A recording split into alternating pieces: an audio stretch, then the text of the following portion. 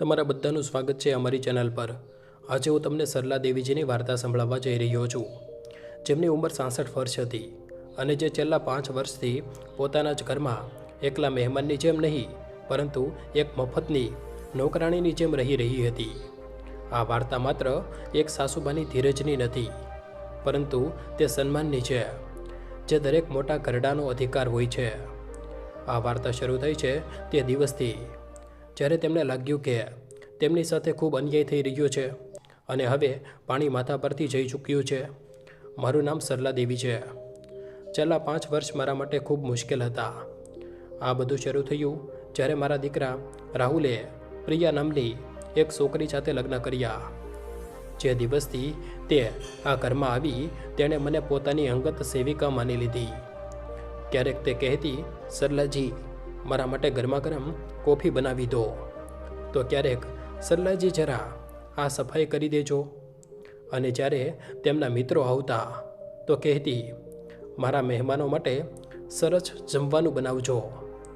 અને હું પણ શું કરતી, એક મૂર્ખની જેમ હંમેશા તેમની વાત માની લેતી, એ વિચારીને કે કદાચ આ રીતે હું મારા પરિવારને એકજૂટ રાખી શકીશ। પણ તે મંગળવારે, ડિસેમ્બરની તે ઠંડી સવારે મારી ધીરજ તૂટી ગઈ। પ્રિયા પોતાના એ જ બનાવટી સ્મિત સાથે મારા રસોડામાં આવી। હંમેશાની જેમ વગર દરવાજો ખખડાવીએ, તેમણે એક ખૂબ મોંઘી લાલ રંગની ડ્રેસ પહેરી હતી, જે મને ખબર હતી કે રાહુલની મહેનતની કમાણીથી ખરીદવામાં આવી હશે। તેમની ઊંચી એડીઓનો અવાજ મારી ટાઇલ્સ પર એવી રીતે પડી રહ્યો હતો, જાણે મારી છેલ્લી ધીરજ પર હથોડી મારી રહી હોય। તેણે એ જ રૂખા લહેકામાં કહ્યું, સરલાજી, મારી પાસે ખૂબ સારા સમાચાર છે। આ વખતે દિવાળી અને નવા વર્ષની રજાઓ માટે મારો પૂરો પરિવાર અહીં આવી રહ્યો છે। બસ 25 લોકો જ છે। 25 લોકો, જાણે કે આ કોઈ નાની સંખ્યા હોય। મને લાગ્યું જાણે હું જમવાનું બનાવવા અને સફાઈ કરવાનું મશીન છું। તેની આંખોમાં સ્પષ્ટ શરારત દેખાઈ રહી હતી જ્યારે તે પોતાની માસ્ટર પ્લાન જણાવી રહી હતી। તે આરામથી મારી રસોડાની ખુરશી પર બેસી ગઈ અને પગ ક્રોસ કરીને એવા સંબંધીઓના નામ ગણાવવા લાગી, જાણે શાકભાજીનું લિસ્ટ વાંચી રહી હોય। મેં મારી બહેન વૈશાલીથી, પિતરાઈ બહેન ઈશાથી, બનેવી માનવથી અને અરવિંદ મામાજીથી વાત કરી લીધી છે। બધા આવી રહ્યા છે। મારા ભત્રીજા અને ભત્રીજીઓ પણ હશે। આ દિવાળી અને નવું વર્ષ બિલકુલ પરફેક્ટ હશે। તેણે એક નાટકીય વિરામ લીધો, કદાચ મારા ગભરાયેલા રિએક્શનની રાહ જોઈ રહી હતી। પછી તેણે કહ્યું, અને હા, તમે જ બધું સંભાળશો, જમવાનું, સફાઈ, ટેબલ પીરસવું, બધું જ। આ શબ્દ મને થપ્પડોની જેમ વાગ્યા।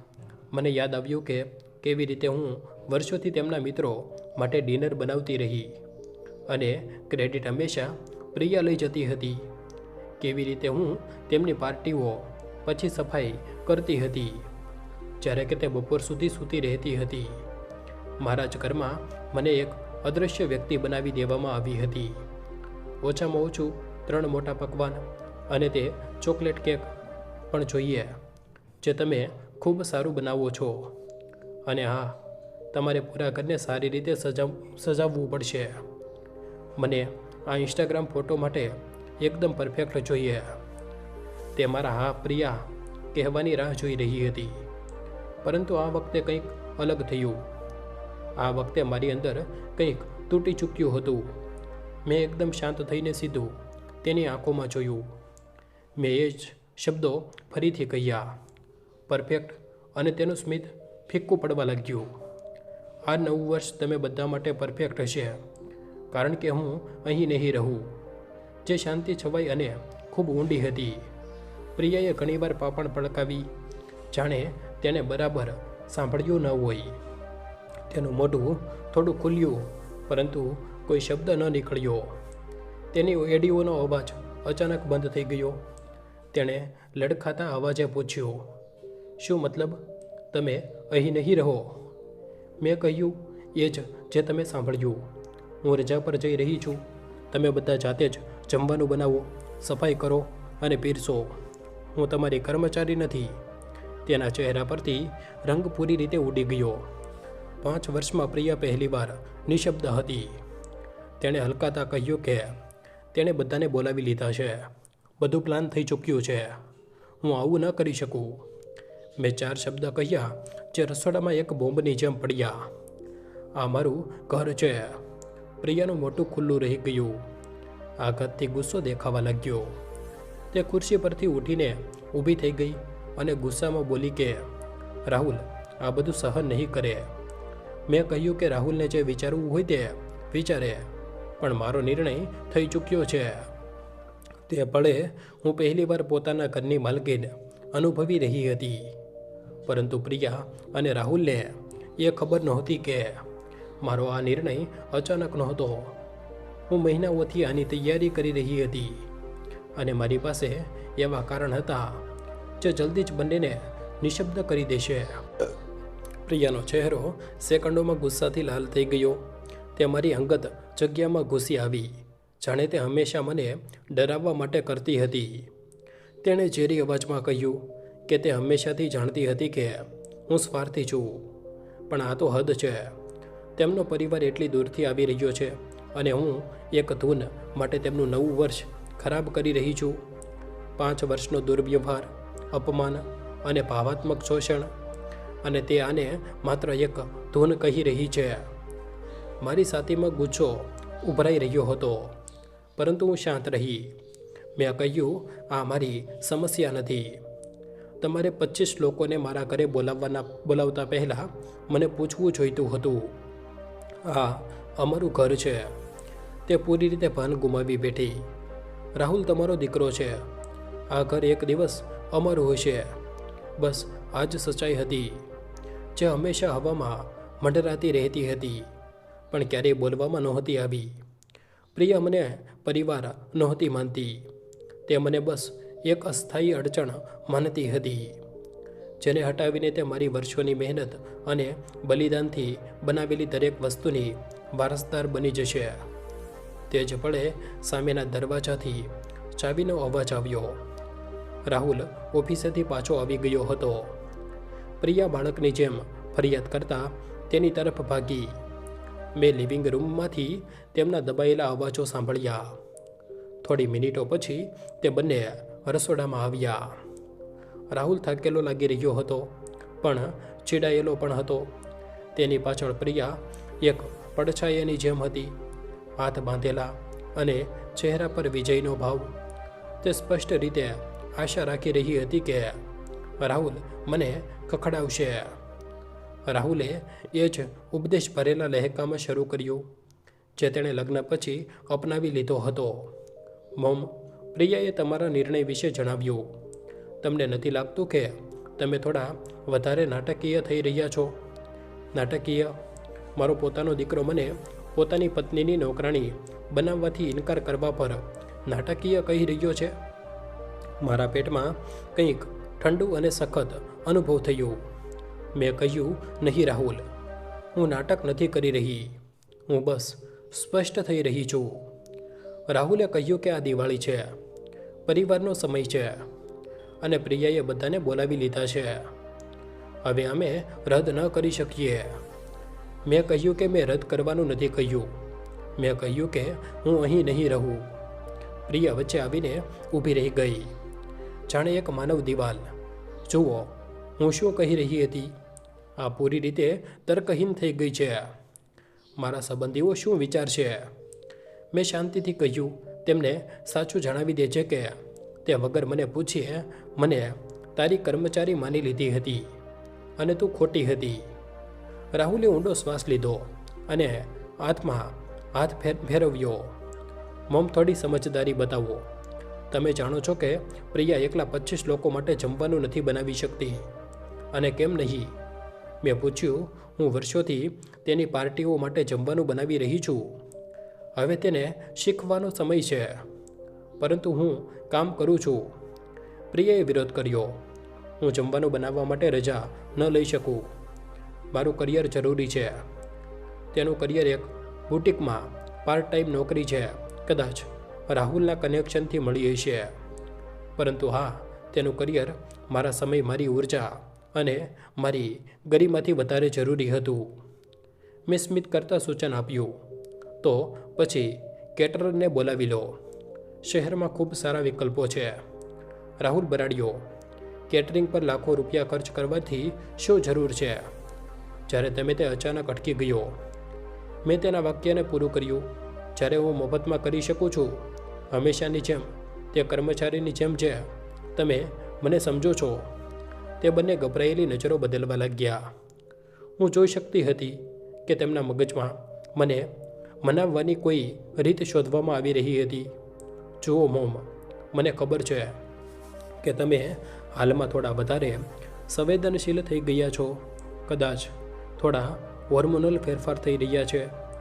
હોર્મોનલ ફેરફાર તે મને એક હિસ્ટેરિકલ મોનોપોઝમાંથી પસાર થઈ રહેલી સ્ત્રી ગણાવી રહ્યો હતો. મારો ગુસ્સો ઉકળી રહ્યો હતો, પણ મેં મારો અવાજ સ્થિર રાખ્યો. મેં કહ્યું કે આ હોર્મોનલ નથી રાહુલ. આ એક ખૂબ સ્પષ્ટ વસ્તુ વિશે છે, સન્માન. અને 5 વર્ષોથી ન તે અને ન તારી પત્નીએ મને કોઈ સન્માન બતાવ્યું. રાહુલે મારા ખભા પર હાથ રાખ્યો, જેમ તે બાળપણમાં ત્યારે કહેતો હતો જ્યારે તેને કંઈ જોઈતું હતું. મેં વિચાર્યું કે હવે તે પ્યારો બાળક નથી જેને મેં ઉછેર્યો હતો. આ તે આદમી છે જેણે છેલ્લા 5 વર્ષમાં દરેક લડાઈમાં પોતાની પત્નીને પોતાની મા પર પસંદ કરી હતી. ઠીક છે મોમ, મને ખબર છે કે તમે નારાજ છો, પણ આ માત્ર એક અઠવાડિયાની વાત છે. નવા વર્ષ પછી બધું સામાન્ય થઈ જશે. તેમનું સામાન્ય જ્યાં હું અદૃશ્ય હતી, માત્ર ત્યારે જ્યારે તેમને મારી જરૂર હતી, જ્યાં મારી ભાવનાઓ મહત્ત્વ નહોતી રાખતી, ત્યાં સુધી તેમની સાદગી આરામદાયક હતી. નહીં રાહુલ, હવે કોઈ સામાન્ય નહીં થાય, કારણ કે હું કાલે જ જઈ રહી છું. તે બંને સ્તબ્ધ રહી ગયા. કાલે? પ્રિયાનો અવાજ એક સપ્તક ઉપર ચડી ગયો. મેં કહ્યું, હા કાલે. મને તેમની આંખોમાં શરૂ થયેલી ગભરાહટ જોઈને મજા આવી. મેં કહ્યું કે મેં બધી વ્યવસ્થા કરી લીધી છે. પ્રિયા બરાડી, આ પાગલપન છે. હવે કાલે ન જઈ શકો. મારો પરિવાર 3 દિવસમાં આવી રહ્યો છે. તો તારે આ પહેલાં વિચારવું જોઈતું હતું. મેં જવાબ આપ્યો, આ પહેલાં કે તું મને તારી કર્મચારી માની લેતી. હું શાંતિથી કોફીનો કપ ધોઈ રહી હતી, એ બતાવવા માટે કે તેની નોટંકીથી મને કોઈ ફરક નથી પડતો. રાહુલ પગ પછાડતો રહ્યો, પોતાની હિસ્ટેરિકલ પત્નીનું સમર્થન કરવા અને મારી સાથે વાત કરવાની વચ્ચે ફસાયેલો. તેણે ગણગણતા પૂછ્યું કે હું ક્યાં જઈ રહી છું અને ક્યારે પાછી આવીશ. હું ગોવામાં મારી બહેનને મળવા જઈ રહી છું. મેં ખોટું કહ્યું જે મને પણ હેરાન કરી ગયું કે કેટલી સરળતાથી નીકળી ગયું અને હું નવા વર્ષ પછી પાછી આવીશ. આ ખોટું જરૂરી હતું.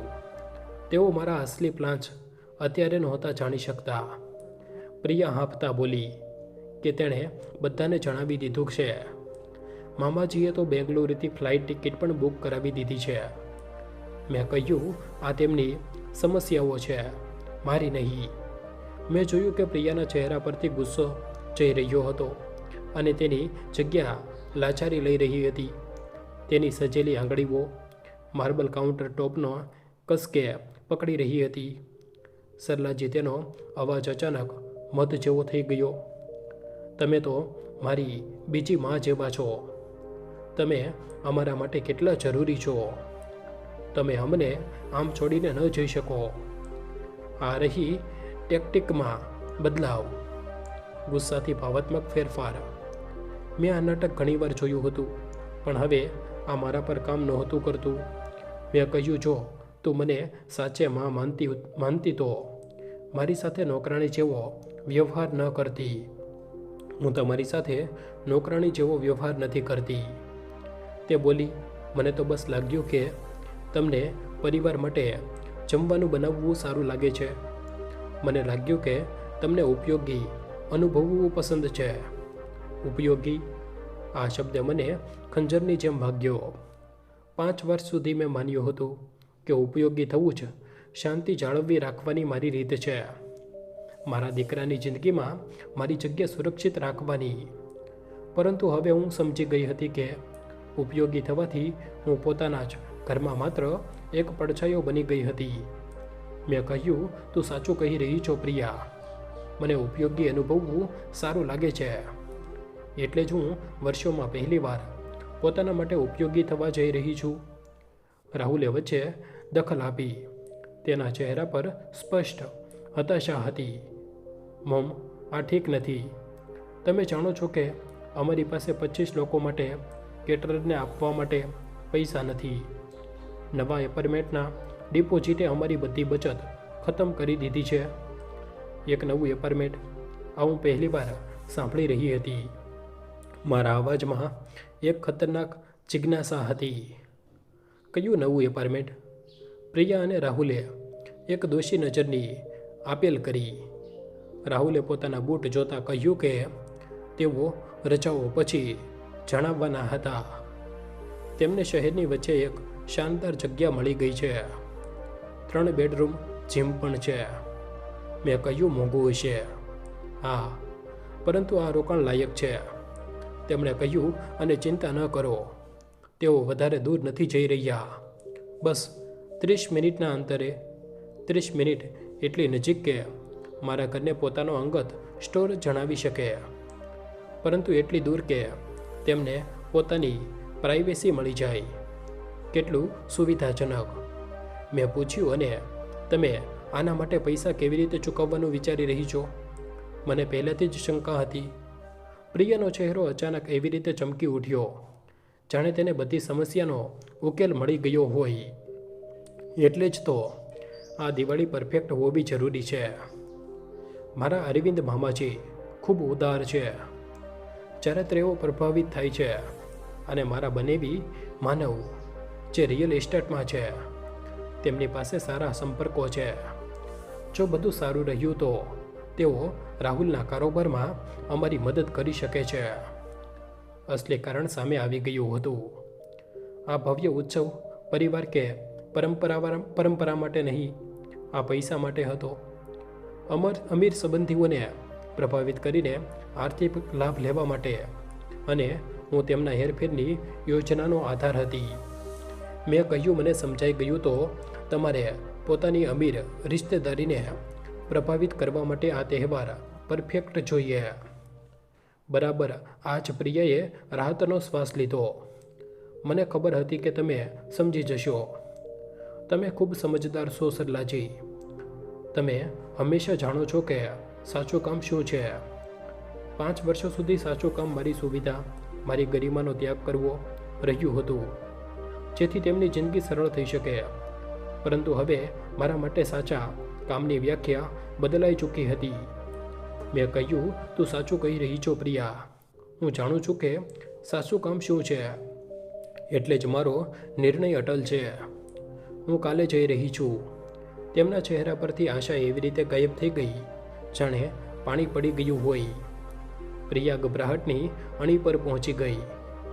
તમે આવું ન કરી શકો. તમે અમારી ભવિષ્યની યોજનાઓને આ રીતે બરબાદ ન કરી શકો. આ કોઈ ડ્રામા નથી, મેં કહ્યું.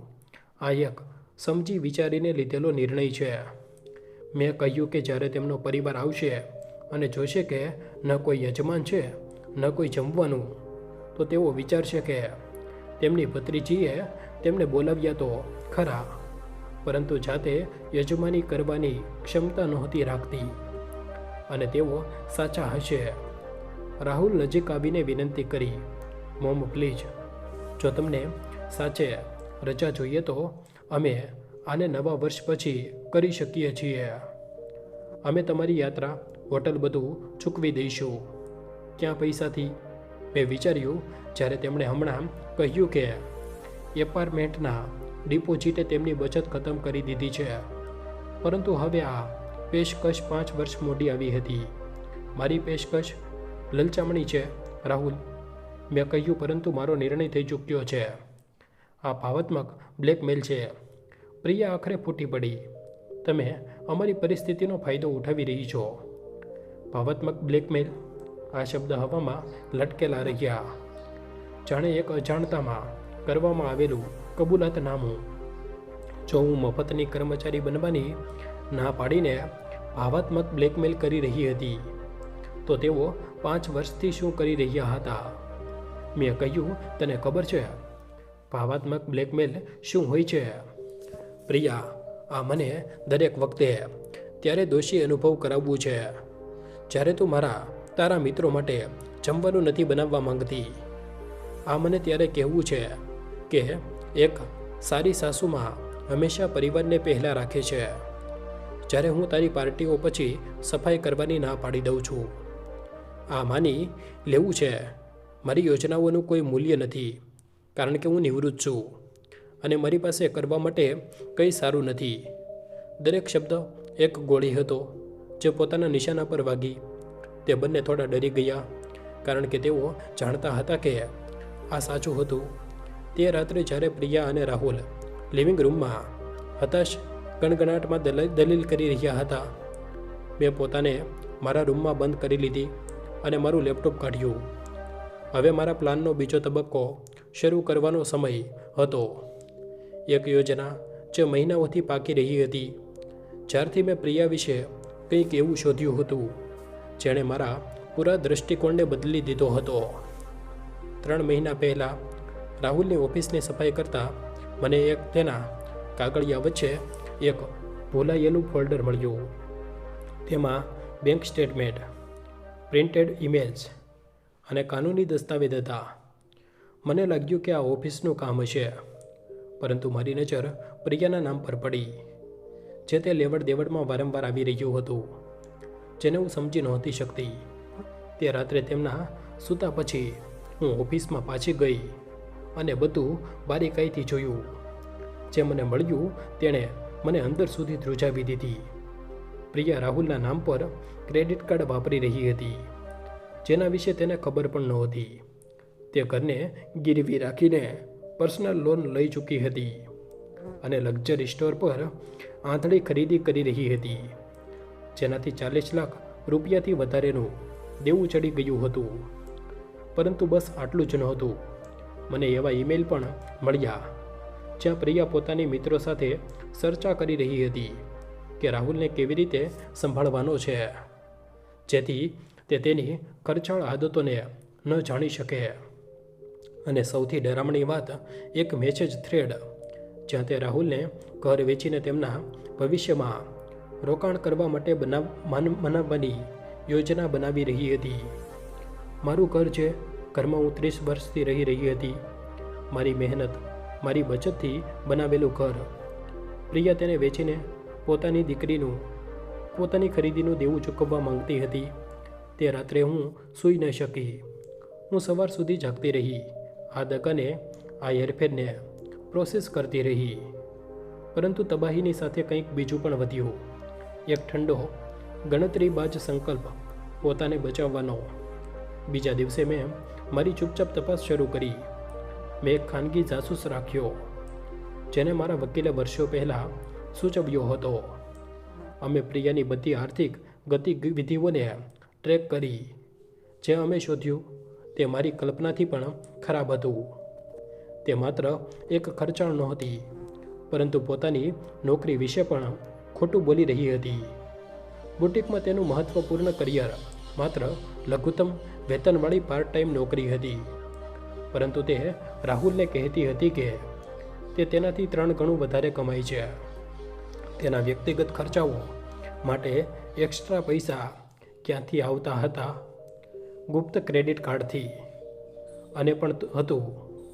પ્રિયા પોતાના સંબંધીઓને કહેતી હતી કે અમે ખૂબ અમીર છીએ, રાહુલનો કારોબાર ખૂબ વધી રહ્યો છે, મારી પાસે ઘણી મોટી સંપત્તિ છે અને અમારા ઘરની કિંમત બજાર ભાવથી 2 ગણી છે. આ બધું ખોટું હતું, જેથી તે એક સફળ, સારી રીતે પરણેલી સ્ત્રીની પોતાની છબી જાળવી રાખી શકે. હવે જ્યારે હું મારા રૂમની શાંત રાતમાં મારા લેપટોપની સ્ક્રીનને જોઈ રહી હતી, હું મહિનાઓમાં પહેલીવાર મલકાઈ, કારણ કે મેં એવા પગલાં લીધા હતા જેની તેઓ કલ્પના પણ નથી કરી શકતા. સૌથી પહેલાં મેં મારી બધી બચતને એક નવા ખાતામાં નાખી દીધી, જેના વિશે રાહુલને કોઈ જાણકારી નહોતી, ન ક્યારેય હશે. પછી મેં મારા વકીલ પાસેથી ઘરના દસ્તાવેજોને સુરક્ષિત કરવા વિશે સલાહ લીધી.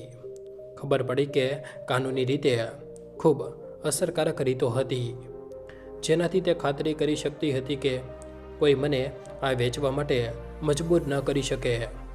પરંતુ મારો માસ્ટર સ્ટ્રોક એ હતો કે મેં પ્રિયાના પરિવાર સાથે સીધો સંપર્ક કર્યો, માત્ર તેમનાથી જે સાચે મહત્ત્વ રાખતા હતા. તેના અરવિંદ મામાજી જે સફળ વેપારી હતા, તેના બનેવી માનવ જે રિયલ એસ્ટેટ એજન્ટ હતા અને તેને મદદ કરવાના હતા, અને તેની બહેન વૈશાલી જે ફાઇનાન્સમાં કામ કરતી હતી અને જેની સારી પ્રતિષ્ઠા હતી. મેં તેમને ખૂબ જ નમ્ર ઈમેલ મોકલ્યા હતા, પોતાને પ્રિયાની ચિંતિત સાસુમાના રૂપમાં રજૂ કર્યા. મેં કહ્યું કે હું યુવા જોડાની નાજુક આર્થિક સ્થિતિને લઈને ચિંતિત છું અને મદદ માટે તેમની સલાહ ઈચ્છું છું. ચોક્કસ મેં ભૂલથી તે સૌથી ખતરનાક બેંક સ્ટેટમેન્ટને જોડી દીધા હતા જે મને મળ્યા હતા. પ્રતિક્રિયાઓ તરત આવી. અરવિંદ મામાજી દગો મળવા પર નારાજ હતા. માનવે આર્થિક સહાયતાની બધી યોજનાઓ તરત રદ કરી દીધી. વૈશાલી એટલી ગુસ્સામાં હતી કે તેણે વ્યક્તિગત રીતે આવીને પોતાની નાની બહેનની જિંદગીને ઠીક કરવાની ધમકી આપી. પરંતુ સૌથી સારી વાત એ હતી કે તેમનાથી કોઈએ પણ પ્રિયાને કંઈ જણાવ્યું નહોતું. મારો ફોન વાઇબ્રેટ થયો. અરવિંદ મામાજીનો મેસેજ હતો. સરલાજી, દસ્તાવેજોની સમીક્ષા કર્યા પછી મારા પરિવાર અને મેં નક્કી કર્યું છે કે અમે એક દિવસ પહેલાં આવીશું. અમારે ઉત્સવ પહેલાં પ્રિયા સાથે કેટલીક જરૂરી બાબતો પર વાત કરવી છે. શું તમે 23 તારીખની સવારે અમને રિસીવ કરી શકો છો? 23 તારીખની સવારે બરાબર એ જ સમયે જ્યારે હું ગોવા માટે મારી બેગ પેક કરી રહી હોઈશ. મેં તરત જવાબ આપ્યો, ચોક્કસ અરવિંદજી, તમને મેળવીને ખુશી થશે. જોકે મારે તમને જણાવવું પડશે કે હું પણ તે જ દિવસે એક યાત્રા પર નીકળી રહી છું, એટલે પ્રિયા અને રાહુલ જ તમારા યજમાન હશે. તેમનો જવાબ સેકન્ડ્સમાં આવ્યો, પરફેક્ટ, અમારે બરાબર આની જ જરૂર છે. મેં લેપટોપ બંધ કર્યું અને પલંગ પર મલકાતા સૂઈ ગઈ. 5 વર્ષ સુધી હું ચૂપચાપ પીડિત રહી હતી. આજ્ઞાકારી સાસુમાં, મફતની કર્મચારી, પરંતુ આ દરમિયાન હું તેમને જોતી રહી, શીખતી રહી કે મારા સાસરિયાઓ વાસ્તવમાં કેવી રીતે કામ કરે છે. પ્રિયા વિચારતી હતી કે તે ખૂબ ચાલાક, ખૂબ મેનિપ્યુલેટિવ છે, પરંતુ તેણે તે ઘરડી સ્ત્રીને ઓછી આંકી હતી જે તેની ગંદકી સાફ કરતી હતી. બીજા દિવસે સવારે 6 વાગ્યે મારા અલાર્મ આઝાદીના ગીતની જેમ ગીત ગાયું. હું એવી ઉર્જા સાથે ઉઠી જે મેં વર્ષોથી અનુભવ નહોતી કરી. મેં શાંતિથી સ્નાન કર્યું અને બેગ પેક કરવા લાગી. દરેક કપડું જે હું વાળી રહી હતી મારી આઝાદી તરફ એક વધુ પગલું હતું. દરેક વસ્તુ જે હું પેક કરી રહી હતી એક મૌન ઘોષણા હતી કે હવે હું કોઈની કર્મચારી નથી. પ્રિયા અને રાહુલ હજુ પણ સૂઈ રહ્યા હતા. હું સાડીઓથી મારી સુટકેસ નીચે લઈ ગઈ. મેં એક નાની સચોટ ચિઠ્ઠી તૈયાર કરી, જેને મેં રસોડાના ટેબલ પર વધારાના ઘરની ચાવીઓની બાજુમાં છોડી દીધી. ચિઠ્ઠીમાં લખ્યું હતું, મેં મારી યાત્રા માટે જલ્દી નીકળવાનો નિર્ણય કર્યો છે. ઘર હવે તમારા હાથમાં છે. તમારા પરફેક્ટ નવા વર્ષનો આનંદ લેજો. સરલા ચિઠ્ઠીમાં એ જણાવવામાં નહોતું આવ્યું કે મેં નીકળતા પહેલાં કેટલીક વધુ તૈયારીઓ પણ કરી હતી, જેમ કે મેં પેન્ટ્રી અને ફ્રીજને પૂરી રીતે ખાલી કરી દીધું હતું.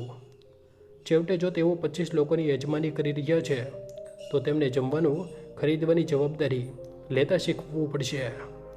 મેં મારી બધી સારી ક્રોકરી, મારા સુંદર ટેબલ ક્લોથ અને દિવાળીની સજાવટને મારા રૂમમાં બંધ કરી દીધી હતી. જો તેમને અમીર પરિવારને પ્રભાવિત કરવો હતો તો તેમણે પોતાની વસ્તુઓ જાતે ભેગી કરવી પડશે. પરંતુ મારો અંતિમ સ્પર્શ એ હતો કે મેં સફાઈ સેવાને રદ કરી દીધી હતી, જે અઠવાડિયામાં 2 વાર આવતી હતી. તે સેવા જેનું ભુગતાન હું કરતી હતી, પરંતુ એનો શ્રેય હંમેશા પ્રિયા લેતી હતી કે તેનું ઘર કેટલું સાફ રહે છે. આજથી તે જાતે અનુભવ કરી શકતી હતી કે ઘરને સાફ રાખવું કેવું હોય છે. ટેક્સી સવારે 7 વાગ્યે બરાબર સમયે આવી ગઈ. ડ્રાઈવરે મારો સામાન રાખ્યો. મેં ઘર પર છેલ્લી નજર નાખી. આ મારું ઘર હતું, જે મારું અભયારણ્ય રહ્યું હતું, પછી મારું જેલ બની ગયું હતું, અને હવે ફરીથી મારો કિલ્લો બની જશે. જે હોટલમાં મેં ચેક ઇન કર્યું તે બધું જ હતું જેનું મેં ઘરેલું સેવાના વર્ષોમાં સપનું જોયું હતું. સમુદ્રના નજારાવાળો એક વિશાળ સ્ટ્યુચ, 24 કલાક રૂમ સર્વિસ અને સૌથી જરૂરી સંપૂર્ણ શાંતિ. કોઈ બરાડી નહોતું રહ્યું કે મારા માટે કોફી બનાવો. મારો ફોન સવારે 10:47 પર વાગવાનું શરૂ થઈ ગયો. રાહુલનો કોલ હતો. મોમ, તમે ક્યાં છો? અમને તમારી ચિઠ્ઠી મળી, પણ તમે આટલી જલ્દી કેમ ચાલી ગઈ? તેનો અવાજ ગૂંચવણ ભરેલો હતો. કદાચ હજુ પણ ઊંઘમાં હતો. તેણે કદાચ હમણાં ખાલી પેન્ટ્રી જોઈ હશે. મેં કહ્યું, સુપ્રભાત રાહુલ. તમારા બંનેની પાસે તૈયારી કરવા માટે ખૂબ બધું છે અને હું આરામ કરવા માટે આતુર છું. પરંતુ મોમ, આ આટલું અચાનક કેમ? પ્રિયા તે ખૂબ પરેશાન છે. પરેશાન? પોતાની જિંદગીની જવાબદારી જાતે લેવાની હકીકત જાણીને તે કદાચ પેનિક એટેકનો શિકાર થઈ રહી છે. મેં કહ્યું, મને વિશ્વાસ છે કે તે બધું સંભાળી લેશે. છેવટે તે ખૂબ કાબિલ મહિલા છે. મેં તેને મક્કમતાથી ટોકી દીધો. રાહુલ, તું 32 વર્ષનો છે, પ્રિયા 29ની છે. તમે પૂરી રીતે કાર્યરત પુખ્ત છો. મને વિશ્વાસ છે કે તમે 66 વર્ષની મહિલા પર નિર્ભર થયા વગર પોતાની સમસ્યાઓ ઉકેલી શકો છો. ઠીક છે, તેણે લાંબો શ્વાસ લીધો. પણ વચન આપો કે તમે ઠીક રહેશો. અને તમે ક્યારે પાછા આવી રહ્યા છો? હું ત્યારે પાછી આવીશ જ્યારે હું તૈયાર થઈ જઈશ. તમારા નવા વર્ષની મજા લો. મેં તરત ફોન સાયલેન્ટ મોડ પર નાખી દીધો. મેં રાહ જોઈ હતી. હવે મને શાંતિ જોઈતી હતી. મેં રૂમ સર્વિસથી લોબસ્ટર્સ થર્મિડોર ઓર્ડર કર્યું, કંઈક એવું જે હું ક્યારેય મારા માટે ન બનાવતી, કારણ કે પ્રિયાના હિસાબે તે બિનજરૂરી ખર્ચ હતો. જ્યારે હું ધીરે ધીરે ખાઈ રહી હતી, મારો ફોન સતત સાયલેન્ટ નોટિફિકેશન સાથે બ્લિંક કરી રહ્યો હતો. બીજા દિવસની સવારે 23 તારીખે જેવું કે મેં હિસાબ લગાવ્યો હતો. પ્રિયાનો પરિવાર આવવાનું શરૂ થઈ ગયો. તેમને તે પરફેક્ટ દિવાળી, નવું વર્ષ નહીં મળે જેનું તેણે વચન આપ્યું હતું. આના બદલે તેમને તે મહિલાની કાચી સચ્ચાઈ મળશે, જે વર્ષોથી જૂઠ પર જીવી રહી હતી. બપોરે 3 વાગ્યે મેં છેવટે મારા મેસેજ ચેક કર્યા. રાહુલના 17 મિસ કોલ, પ્રિયાના 31 અને એક્સટેસનું એક પૂર હતું. ગૂંચવણથી લઈને આ જીજી પછી ગુસ્સા સુધી. પરંતુ જે મેસેજમાં મને સૌથી વધારે રસ હતો તે અરવિંદ મામાજી તરફથી આવ્યો હતો. સરલાજી, મારો પરિવાર અને હું સવારે 8 વાગ્યે આવી જઈશું. અમે તમને વ્યક્તિગત રીતે મળવા અને પ્રિયા સાથે તે જરૂરી વાતચીત કરવા માંગીએ છીએ. તમારી મહેમાનગતિ માટે આભાર. મેં જવાબ આપ્યો. મને અફસોસ છે, મારે અણધારી પારિવારિક પ્રતિબદ્ધતાઓના કારણે મારી યાત્રા જલ્દી શરૂ કરવી પડી. પ્રિયા અને રાહુલ તમને હોસ્ટ કરીને ખુશ થશે. મને વિશ્વાસ છે કે તમારી પાસે વાત કરવા માટે ખૂબ બધું હશે. તેણે તરત જવાબ આપ્યો, હું પૂરી રીતે સમજું છું. વાસ્તવમાં આ કદાચ સૌથી સારું છે. બીજા દિવસે સવારે 23 તારીખે મારો ફોન કોલથી ફાટી ગયો. મેં 30 પર રાહુલનો પહેલો કોલ ન ઉપાડ્યો. હું આરામથી મારી સ્યુટ્સની શર્ટ પર અમોક્સ સેલ્મ્સ અને ઓક્સ બેનેડિક્ટ ખાઈ રહી હતી. મેં વોઇસમેલ ચેક કર્યા. રાહુલનો પહેલો મેસેજ, મોમ પ્લીઝ ફોન ઉપાડો. પ્રિયા હિસ્ટેરિકલ થઈ ગઈ રહી છે. એમને 25 લોકો માટે નાસ્તામાં શું બનાવવું છે ખબર નથી પડી રહી. કરિયાણાની દુકાન 8 વાગ્યે ખુલે છે અને પરિવાર બરાબર તે જ સમયે આવી રહ્યો છે. અમારે તરત મદદ જોઈએ પ્લીઝ. બીજો મેસેજ પ્રિયાનો હતો. એનો અવાજ પૂરી રીતે તૂટી ગયો હતો. સરલાજી, હું જાણું છું કે તમે મારાથી નારાજ છો, પણ પ્લીઝ મને મારા પરિવારની સામે શર્મિંદા ન કરો. મારા અરવિંદ મામા બેંગ્લોરથી આવ્યા છે. હું આટલા લોકો માટે જમવાનું બનાવતા નથી જાણતી. હું વચન આપું છું, અમે બધું ઠીક કરી લઈશું, પણ અત્યારે મને તમારી મદદની સખત જરૂર છે. ત્રીજો સંદેશ તો અને પણ સારો હતો. પ્રિયા ફરીથી હવે ડુસકા ભરી રહી હતી. સરલાજી, મેં હમણાં પેન્ટ્રી અને ફ્રીજ ચેક કર્યું છે. બધું ખાલી છે. કંઈ પણ કેમ નથી? હું મારા પરિવારને કેવી રીતે ખવડાવીશ? મારી ક્રોકરી ક્યાં છે? દિવાળીના ટેબલ ક્લોથ ક્યાં છે? પ્લીઝ બસ એટલું જણાવી દો કે તમે બધું ક્યાં રાખ્યું છે પ્લીઝ. આ મોડેથી આ અહેસાસ થયો કે ઘર ચલાવવા માટે યોજના, પ્રયાસ અને વાસ્તવિક પૈસાની જરૂર હોય છે. પરંતુ જે સંદેશની હું સાચે રાહ જોઈ રહી હતી તે 7:15 પર આવ્યો. આ એક સત્તાવાર અવાજ હતો, અરવિંદ મામાજીનો. સરલાજી, હું અરવિંદ, પ્રિયાનો મામા. અમે એરપોર્ટ પર જલ્દી આવી ગયા અને સીધા તમારા ઘરે આવવાનો નિર્ણય કર્યો. અમે 15 મિનિટમાં ત્યાં હોઈશું. હું તમને મળીને અને તે વાતચીતને લઈને ખૂબ ઉત્સુક છું. તેની અમે યોજના બનાવી હતી. પરફેક્ટ. તેઓ બરાબર તે જ સમયે પહોંચ્યા જ્યારે પ્રિયા અને રાહુલ પોતાની ગભરાહટની ટોચ પર હતા. 8:20 પર મારો ફોન વાગ્યો. આ વખતે મેં જવાબ આપ્યો. મોમ, રાહુલનો અવાજ ધ્રુજી રહ્યો હતો. શું તમે વાત કરી શકો છો? સુપ્રભાત રાહુલ. હા, હું વાત કરી શકું છું. કેવો ચાલી રહ્યો છે તારો દિવસ? મોમ પ્લીઝ આવું ન કરો. પ્રિયાનો પરિવાર હમણાં જ આવ્યો છે અને અમારી પાસે તેમને આપવા માટે કંઈ નથી. સાચે જ કંઈ નહીં. પ્રિયા બાથરૂમમાં રડી રહી છે અને મને સમજ નથી આવી રહ્યું કે શું કરવું. શું તે તેમને પરિસ્થિતિ સમજાવવી? કઈ પરિસ્થિતિ? હું કેવી રીતે સમજાવું કે મારી માએ બરાબર તે જ સમયે રજા પર જવાનો નિર્ણય કરી લીધો જ્યારે અમને તેમની સૌથી વધારે જરૂર હતી. જ્યારે તને મારી સૌથી વધારે જરૂર હતી રાહુલ, ત્યારે નહીં. જ્યારે મને સન્માન, સમજ કે 5 વર્ષની સેવા માટે એક સાધારણ આભારની જરૂર હતી. તેમને સાચું જણાવી દે કે તું 5 વર્ષથી મને તારી તરફની રોકરાણી સમજતો હતો અને મેં આખરે નક્કી કરી લીધું કે હું રજાની હકદાર છું.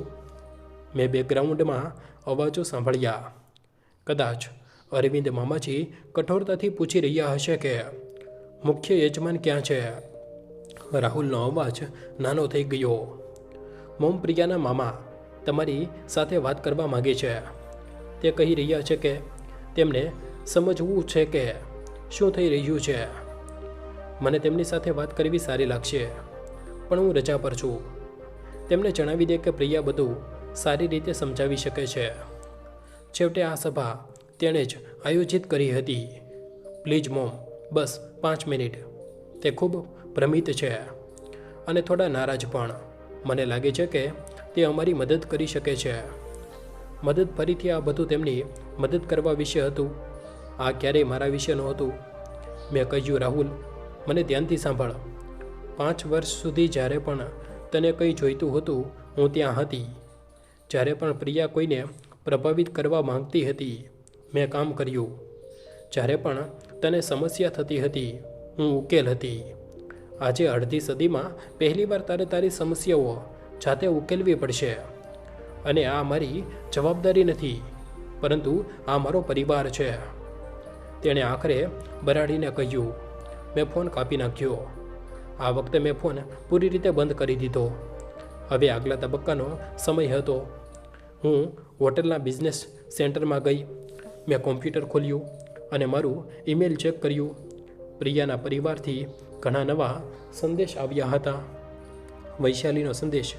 પ્રિય સરલાજી, અમે હમણાં તમારા ઘરે પહોંચ્યા છીએ અને પરિસ્થિતિ ઘણી ગૂંચવણ ભરેલી છે.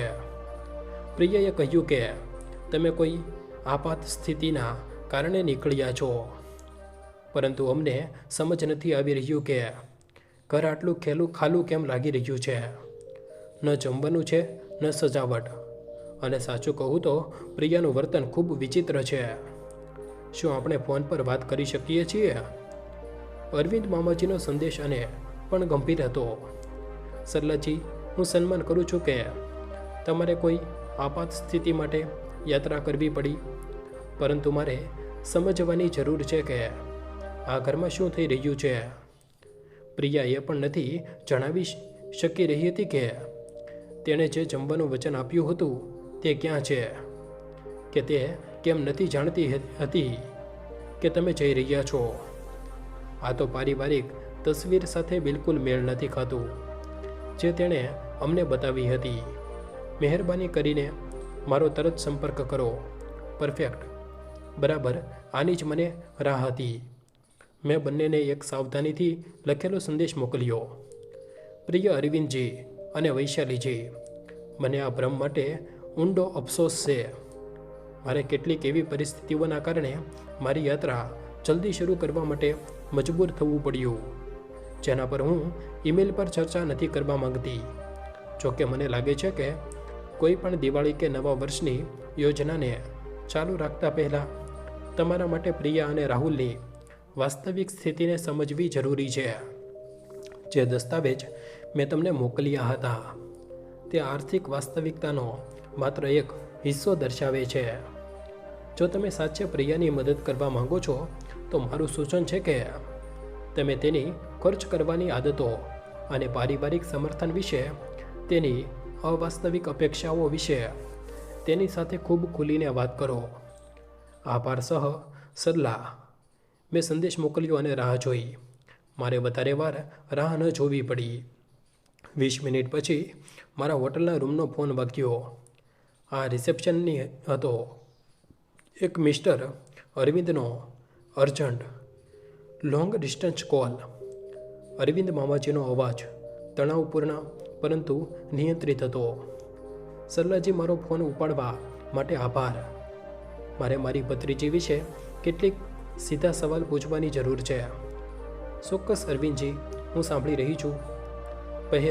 પહેલું, શું એ સાચું છે કે પ્રિયા તમને પોતાના બધા પારિવારિક સમારોહ માટે જમવાનું બનાવવા અને સફાઈ કરવા માટે કહેતી રહી છે? આ સાચું છે? છેલ્લા 5 વર્ષથી જ્યારે પણ તમે લોકો આવ્યા છો કહો તેના મહેમાનો રહ્યા છો, બધી તૈયારીઓ મેં જ સંભાળી છે. અને જ્યારે તેણે અમને પરફેક્ટ ડિનર અને પરફેક્ટ ઇવેન્ટ્સ વિશે જણાવ્યું હતું, તો શું તે તેમને વ્યવસ્થિત કરી રહી હતી કે તમે? મેં બધું શરૂઆતથી પ્લાન કર્યું હતું. શ્રેય પ્રિયા લેતી હતી. એક લાંબો વિરામ હતો. બીજી વાત, જે આર્થિક વિગતો તમે અમને મોકલી, શું તે વાસ્તવિક છે?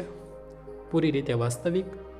મને તે સીધા મારા દીકરાની અંગત ફાઇલોમાંથી મળી અને પ્રિયા જાણતી હતી કે તમે તેના દેવા વિશે જાણી લીધું છે.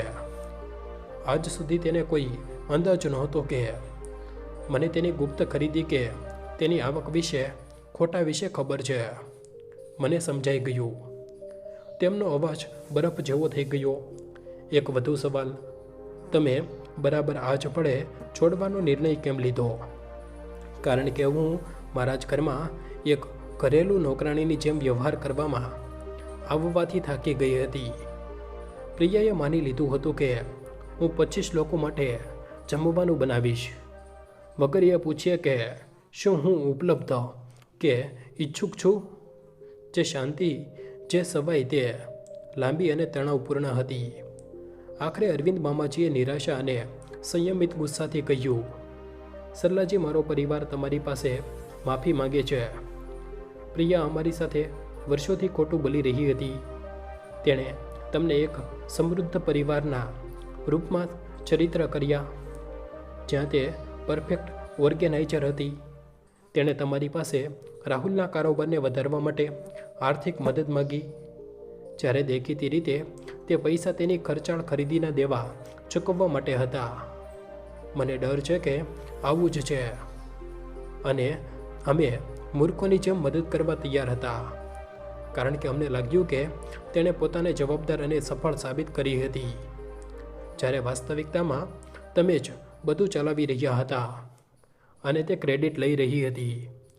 હવે અમે જાણી ચૂક્યા છીએ, અને હું તમને જણાવી દઉં, મારો પરિવાર આ પ્રકારના દગાને સહન નથી કરતો.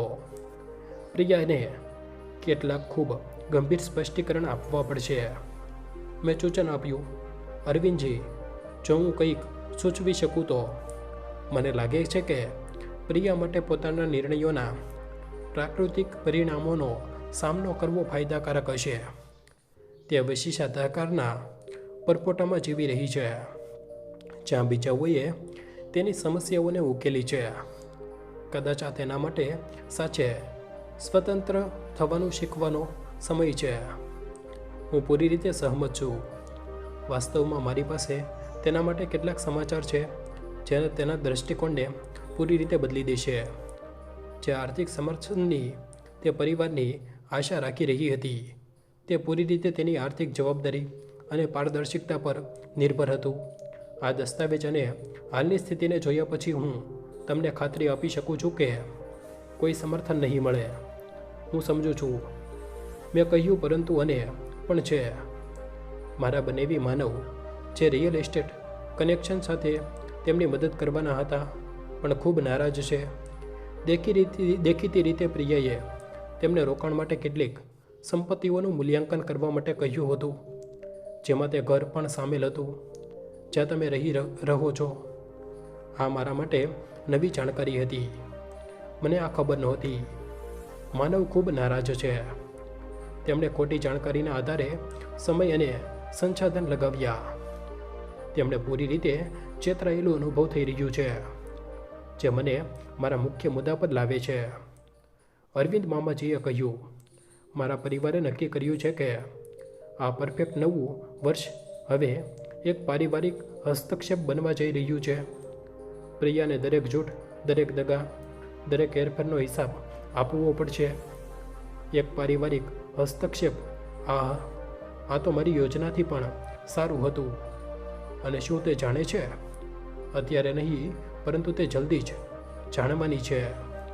મેં બેકગ્રાઉન્ડમાં અવાજો તેના થતાં સંભાળ્યા. મારા ઘરમાં વસ્તુઓ સ્પષ્ટ રીતે વધી રહી હતી. સરલાજી, મારે આનાથી નીપટવું પડશે, પરંતુ હું ઈચ્છું છું કે તમે જાણો કે મારો પરિવાર તમને આટલું બધું સહન કરવા અને ગરિમા સાથે દૂર થવા માટે ખૂબ સન્માન કરે છે. આભાર અરવિંદજી, આ મારા માટે ખૂબ મહત્ત્વ રાખે છે. એક વધુ વાત, જ્યારે તમે પાછા આવવા માટે તૈયાર હશો તો અમે તમને બરાબર રીતે મળવા માંગીશું. તે અસલી સરલા દેવી, ન કે તે કર્મચારી જેવો પ્રિયા દેખાડો કરતી હતી. આ મારા માટે ખુશીની વાત હશે. મેં ફોન રાખ્યો અને મારી ખુરશી પર ટેકવી ગઈ, એક ઊંડો ગરમ સંતોષ અનુભવ કરતા. મારા ઘરમાં પ્રિયાના જૂઠનું સામ્રાજ્ય બરાબર એવી રીતે જ પડ્યું હતું જેવી મેં યોજના બનાવી હતી. બીજા દિવસે 24 ડિસેમ્બરની સવારે મેં મારા વકીલ રોબર્ટને ફોન કર્યો. મેં તેમને મારા ઘરે બોલાવ્યા. બરાબર 10 વાગ્યે ટેક્સીએ મને છોડી દીધી. મેં મારી ચાવીથી દરવાજો ખોલ્યો અને ઘરમાં શાંતિ છવાઈ ગઈ. સરલાજી, રાહુલનો અવાજ આશ્ચર્યચકિત હતો. હા, હું પાછી આવી ગઈ છું. સૌથી પહેલાં રાહુલ આવ્યો. આંખોની નીચે ઊંડા કાળા કુંડાળા હતા. તેની પાછળ પ્રિયા આવી, એક રૂપ જે મેં પહેલાં ક્યારેય નહોતું જોયું. વગર મેકઅપ, કરચલીવાળા કપડાં, રડી રડીને સૂજેલી આંખો. પછી તેના પરિવારના બાકી સભ્યો આવ્યા. અરવિંદ મામા, ગંભીર અને પ્રભાવશાળી. વૈશાલી, હાથમાં દસ્તાવેજોનું એક ફોલ્ડર લઈને. માનવ અને ઈશાના ચહેરા પર નિરાશા હતી. સરલાજી, અરવિંદ મામાએ સન્માનથી હાથ લંબાવતા કહ્યું, તમને મળીને સન્માન થયું. અમને અફસોસ છે કે અમે આ પરિસ્થિતિઓમાં મળી રહ્યા છીએ. સન્માન મારું છે અરવિંદજી, અને ચિંતા ન કરો. ક્યારેક ક્યારેક સત્યને નાટકીય રીતે સામે આવવું પડે છે. ત્યારે જ દરવાજાની ઘંટડી વાગી. આ રોબોટ મારા વકીલ હતા. મેં કહ્યું, રોબોટ આવવા માટે આભાર. મને લાગે છે કે અમે બધા તે વાતચીત માટે તૈયાર છીએ જેને અમે વર્ષોથી ટાળી રહ્યા હતા. રોબોટ અંદર આવ્યા. તેમની હાજરીએ રૂમમાં તરત એક કાનૂની પાર નાખી દીધો. તેમણે વ્યવસાયિક અંદાજમાં કહ્યું કે તે સરલાજીના વકીલ છે અને કેટલીક પારિવારિક અને આર્થિક મામલા છે જેને સ્પષ્ટીકરણની જરૂર છે. પ્રિયા અને વધારે પીળી પડી ગઈ. અહીં વકીલ કેમ છે? કારણ કે 5 વર્ષના ભાવાત્મક શોષણ, આર્થિક હેરફેર અને કુલ અનાદર પછી મેં નક્કી કર્યું છે કે મને કાનૂની સુરક્ષાની જરૂર છે. કોનાથી કાનૂની સુરક્ષા? રાહુલે ભ્રમિત થઈને પૂછ્યું. તારી પત્નીના તે પ્રયાસોથી જે મારા સંભવિત મૃત્યુને દેવા માટે જમાનતના રૂપમાં વાપરતી યોજના બનાવી રહી હતી. તેના તે પ્લાનથી કે તને મારું ઘર વેચવા માટે મનાવશે જેથી તે પોતાની ખર્ચાળ ખરીદીનું દેવું ચૂકવી શકે અને તારા ક્રેડિટના અનધિકૃત ઉપયોગથી. શું મારે અને જણાવવાની જરૂર છે?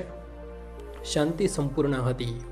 પ્રિયા સોફા પર બેસી ગઈ, આખરે સમજતા કે તેના જૂઠનું સામ્રાજ્ય પૂરી રીતે પડી ચૂક્યું છે.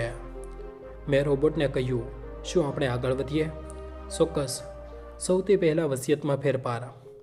સરલાજીએ પોતાની વસિયતમાં સંશોધન કર્યું છે કે જેથી એ ખાતરી કરી શકાય કે આ ઘરનું માલિકી હક તેમની સ્પષ્ટ સહમતિ વગર ક્યારેય વેચી કે ગીરવી નથી રાખી શકાતું. અહીં સુધી કે તેમના મૃત્યુ પછી પણ ઘરને એક પારિવારિક ટ્રસ્ટમાં સ્થાનાંતરિત કરવામાં આવશે જે રાહુલના હિતોની રક્ષા કરે છે પરંતુ કોઈ પણ આર્થિક અટકળોને રોકે છે. પ્રિયા ચૂપચાપ રડવા લાગી. રાહુલ શોકમાં હતો પરંતુ પહેલીવાર સાચે જ શર્મિંદા પણ હતો. બીજું રોબોટે ચાલુ રાખ્યું. નિવાસના નવા નિયમ. પ્રિયાની પાસે હવે આ સંપત્તિ સુધી અપ્રતિબિંબ પ્રવેશ અધિકાર નથી. કોઈ પણ મુલાકાતને પહેલાંથી સમન્વિત અને સરલાજી દ્વારા મંજૂર કરવામાં આવવી જોઈએ. આનો બરાબર શું મતલબ છે? રાહુલે ધ્રુજતા અવાજમાં પૂછ્યું. આનો મતલબ છે કે તારી પત્ની હવે જ્યારે ઈચ્છે મારા ઘરમાં નથી આવી શકતી. મારા જમવાના અને મારા સમય વિશે આદેશ નથી આપી શકતી કે એ નથી માની શકતી કે હું તેની ઘરેલું નોકરાણી છું. રાહુલે પોતાનું માથું ઝુકાવી લીધું. આખરે વર્ષોની જાણ જોઈને કરવામાં આવેલી અવગણનાનો સામનો કરી રહ્યો હતો. અરવિંદ મામાજી પ્રિયા પાસે આવ્યા. તેમના અવાજમાં પિતૃત્વ ભરેલી નિરાશા હતી. પ્રિયા અમારા પરિવારને તેના જૂઠના આધારે તક, વિશ્વાસ અને સમર્થન આપ્યું. તે અમને એક એવી મહિલા પ્રત્યે અનાદરમાં અજાણતા ભાગીદાર બનાવી દીધા જે અમારા વખાણની હકદાર હતી, ન કે અમારી અવમાનનાની. મામાજી, હું ક્યારેય નહોતી ઈચ્છતી. તું ક્યારેય નહોતી ઈચ્છતી પોતાની આવક વિશે ખોટું બોલવું, ઓળખની ચોરી કરવી, એવા વારસાનું વચન આપવું જે તારું નહોતું, પોતાની સાસુમાં સાથે એક નોકરાણી જેવો વ્યવહાર કરવો. પ્રિયા પાસે કોઈ જવાબ નહોતો. અને એક વાત છે, મેં સીધું પ્રિયાને જોતાં કહ્યું, તું દરેક તે પૈસાને પાછા આપીશ જે તે મારા કથિત વારસા વિશે ખોટું બોલીને ઉધાર લીધા હતા. તું દરેક તે સંબંધીઓથી વ્યક્તિગત રીતે માફી માંગીશ અને તું પોતાની વાસ્તવિક કમાણીની અંદર જીવતા શીખીશ, ન કે તે કલ્પનામાં જે તે મારા ખર્ચે બતાવી હતી. અને જો તે આવું નથી કરતી, વૈશાલીએ પૂછ્યું, તો તેને ઓળખની ચોરી અને છેતરપિંડીથી ક્રેડિટ પ્રાપ્ત કરવા માટે યોગ્ય કાનૂની પરિણામોનો સામનો કરવો પડશે. રોબર્ટ પોતાની બ્રીફકેસ બંધ કરતાં કહ્યું, મેં મારા લિવિંગ રૂમમાં ભેગા થયેલા પૂરા પરિવારને સંબોધિત કર્યા. 5 વર્ષ સુધી મેં મારી ગરિમાનું બલિદાન આપ્યું કારણ કે મને લાગ્યું કે હું પરિવારને એકજૂટ રાખી રહી છું. પરંતુ મેં એક જરૂરી વાત શીખી અનાદર અને હેરફેર પર બનેલો પરિવાર નથી હોતો. આ એક ઝેરી સંરચના છે જે બધાને ઈજા પહોંચાડે છે. જે ખાસ કરીને રાહુલને જોયો. દીકરા, હું તને પ્રેમ કરું છું, પરંતુ તારે નક્કી કરવું પડશે કે તું કયા પ્રકારનો આદમી બનવા માગે છે. એક જે પોતાની પત્નીને પોતાની માનું અપમાન કરવા દે, કે એક જે પોતાના પરિવારમાં સન્માન અને ઈમાનદારીની રક્ષા કરે. છેવટે મેં પ્રિયાને જોઈ અને તારે નક્કી કરવું પડશે કે તું એક જવાબદાર પુખ્ત બનવા માગે છે કે જે પોતાના કર્મોના પરિણામોનો સામનો કરે છે, કે એક મેનિપ્યુલેટિવ બાળક બની રહેવા માંગે છે જે આશા રાખે છે કે બીજા તેની બનાવેલી સમસ્યાનો ઉકેલ છે. મેં એક સ્મિત સાથે કહ્યું, જેને મેં મહિનાઓથી બચાવીને રાખ્યું હતું. જે લોકો ઈમાનદારી, સન્માન અને વાસ્તવિક કૃતજ્ઞતાથી પણ આધારિત નવા વર્ષ માટે રોકાવા માંગે છે, તેમનું સ્વાગત છે. જે ફેન્સી અને હેરફેરમાં જીવવા માંગે છે તે જઈ શકે છે. 5 વર્ષોમાં પહેલીવાર હું મારા ઘર, મારી જિંદગી અને મારા ભવિષ્ય પર પૂરી રીતે નિયંત્રણમાં હતી, અને મેં આટલી આઝાદી ક્યારેય અનુભવ નહોતી કરી. કેવી લાગી તમને સરલા દેવીજીની વાર્તા? મિત્રો, આશા છે તમને આ જરૂર સમજાયું હશે કે કોઈને મફતની સેવા સમજવી કેટલું ભારે પડી શકે છે. સન્માન માંગવામાં નથી આવતું, કમાવામાં આવે છે. અને જ્યારે કોઈ તમારા સન્માનને કચડવા લાગે તો પોતાની ખુશી અને શાંતિ માટે અવાજ ઉઠાવવો જરૂરી છે. સરલાજીએ અમને શીખવ્યું કે પોતાની ગરિમા સૌથી ઉપર છે. જો તમને આ વાર્તા સારી લાગી તો પ્લીઝ લાઈક કરો, કોમેન્ટમાં તમારો અભિપ્રાય જણાવો અને ચેનલને સબસ્ક્રાઈબ કરવાનું ન ભૂલતા, જેથી અમે તમારા માટે આવી અને પણ પ્રેરણાદાયક વાર્તાઓ લાવતા રહીએ. હંમેશા યાદ રાખો, જ્યારે તમે કોઈને તેની જગ્યા બતાવો છો તો તમે તેને નહીં પરંતુ પોતાને આઝાદ કરો છો. જય શ્રી કૃષ્ણ.